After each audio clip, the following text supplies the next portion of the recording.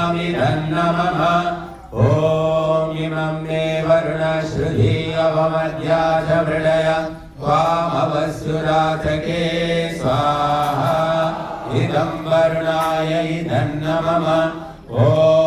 तत्त्वायामि ब्रह्मणा वन्दमानस्तदा शास्त्रे दमानो हविर्भिः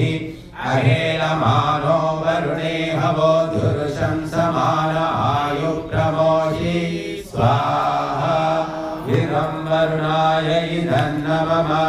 ॐ ये ते शतं वरुण ये सहस्रं यज्ञियाः वाशा वितता महान्तः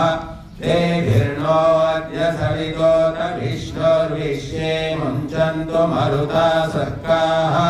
स्वाहा इदं वर्णाय सवित्रे विष्णवे विश्वेभ्यो देवेभ्यो मरुभ्यः स्वर्गेभ्य इदन्नमः ॐ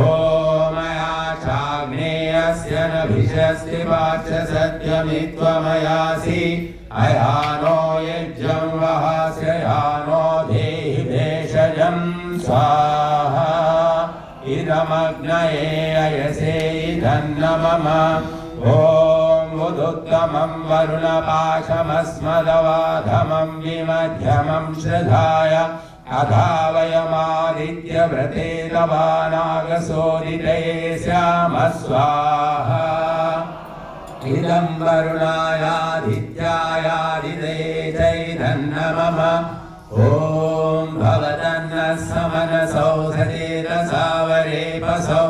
मायज्ञं हिंसिष्टं मायज्ञपतिं जातवेदसौ शिवौ भवतमद्य नः स्वाहा